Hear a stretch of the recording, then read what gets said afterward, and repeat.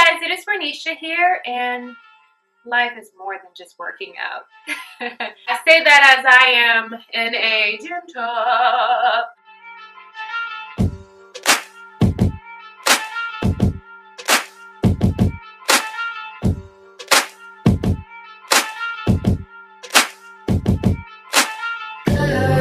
That's right, guys. It is another wonderful episode of Wisdom Wednesday, and I have 5 tips to knowing your self-worth, or should I say, reinforcing your self-worth. So tip number 1 is knowing when to let go. So this goes along with relationships mainly. It could be in a romantic relationship or just a friendship. I know oftentimes we talk about relationships on this channel, but I think that friendships go along with that, because certain friendships, when they are done their path in your life, you have to learn how to cut them off, because then they can turn toxic. So it's just like a plant. Whenever there's an area of the plant that has died, people normally prune that area off, meaning they cut it off, so that the area of the plant that is alive and thriving can get sunlight, can get the water, and grow. So you, just like that plant, you want to cut off anything that is dead and let it go. If you can't let go of the past, then the image of the future that you want for yourself will be just that. It'll just be an image. For example, as far as letting people go, there have been friendships in the past. I know that friendships that I had, like one of my best friends from middle school up until like high school and a little bit of college, you know, we split up. I knew that I had to let that relationship go because we were both growing in different directions. And although it hurt so bad, because that was my soul sister, y'all, but I knew that we were both growing in different, you know, directions, and it hurt so much to let her go. However, it was the best thing for me because it helped me grow. And although I did let her go, we are now back in each other's lives. You know, it just, people grow in different directions and they grow back together. And sometimes you might not grow back together, and that's okay too. Tip number 2. All right, boo-boo kitty, you need to do that. You need to do a little lip popping, a little neck snapping, or not if that's not the kind of person that you are, but knowing when to check somebody. All right, tell them to stop doing that. And this is something that I struggle with because I'm too nice, and I know that I'm too nice, but I found that lately it's been very liberating to check people. And when I say that, for example, at work, there have been people that, like, you know, make little jokes, and the jokes are old. Like, nobody's literally laughing at these jokes anymore. And it's okay to laugh and joke back and forth, but when you're doing the same joke over and over again, and then other people think that they can join in on the joke, you gotta cut it.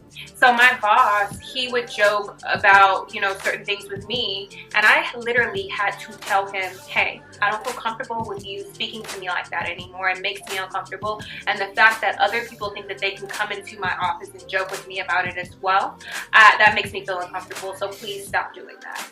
I literally had to tell my boss that. And although the situation may be uncomfortable, after that, the person may not know how to take it, because he was like, oh, are you upset? I said, no, I'm not upset.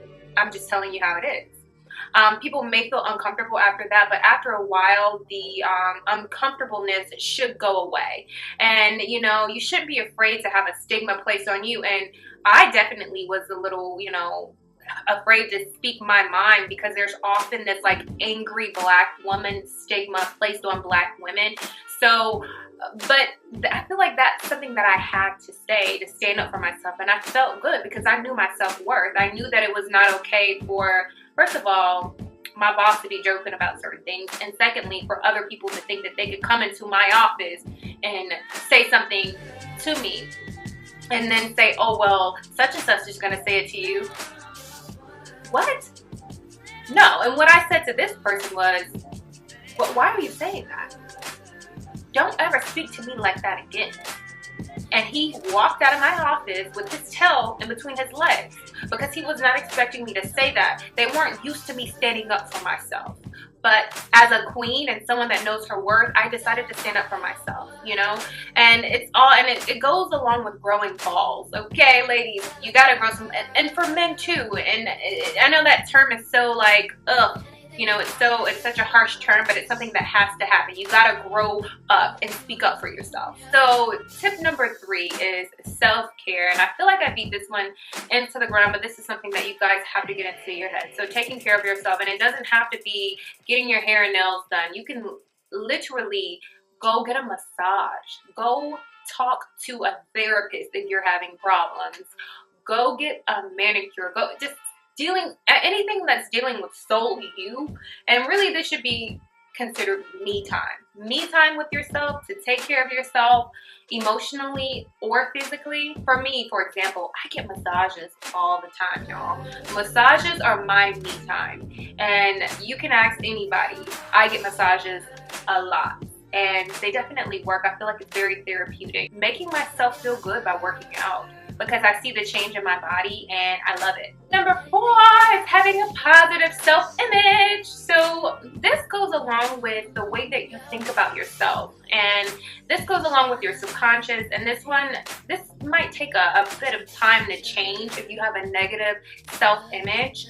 You have to look at yourself in the mirror every day and say that I love you, I love myself, and I accept myself for how I am at this very moment, and that I am enough, and I will always be enough. And you have to look at yourself and accept yourself. And if you don't do that, then that's having a negative self-image. That's something that we want to change. And that could affect many facets of your life. From the relationships that you decide to get into, i.e. the people that you allow to let in your life, or the things that you do with your life. If you have a negative self-image, maybe you don't feel worthy to have positive people. Maybe you don't feel worthy to go work out because, you know, you're not gonna look good anyway. You know what I'm saying? Like, those negative thoughts, they need to get out of your head. You know, you have to retrain your brain to think positively, and a way to do this is by speaking positive affirmations over yourself. I want to challenge you guys to write down maybe 5 to 10 positive I am affirmations. I am intelligent. I am beautiful. I am worthy. Those type of positive affirmations, and speak them every single day for maybe 21 days and see how your outlook on yourself changes. And you want to write these I am statements based off of things that you don't feel, you know, that you are worthy of. So if you don't feel like you're worthy, say I am worthy. If you don't feel like you're beautiful, I am beautiful. If you don't feel like you are attractive, I am attractive. You have to write these negative thoughts into positive thoughts and transform those negative thoughts into positive thoughts by speaking them in a positive manner over a certain amount of time will help you. So do that and let me know if that helps, guys. 5. I got 5 on it. That's right, caring for others, y'all. Caring for others is great because it shows that you see beyond yourself and you see that there's a future. Especially, I feel like moms do a great job at this because they care for their children and they know their self-worth. They know that they have knowledge to give. They know that there's something in them that they can give to someone else to help someone else. And I think that that's like, that should be the main goal in life, is to contribute to society in some way, knowing that you are enough to contribute, and it can make a change in the world that is effective, and it can make someone smile, it can make someone's day. And I think that caring for others is definitely the most positive thing that you can do. For example, for me, I love old people and I love animals. And so like working in like an assisted living facility, just like volunteering, and then also fostering animals is something that I like to do. And that shows that, you know, I care for others, and also doing things for my family and friends if they are in need of money, or if they're in need of my time, if they're in need of my expertise or my support. I give that because I know that I am worthy of giving that. I know that I am worthy of helping others and helping to better their lives. So guys, that's it. I hope you enjoyed this rendition of Wisdom Wednesday, and I hope I didn't talk my face off again.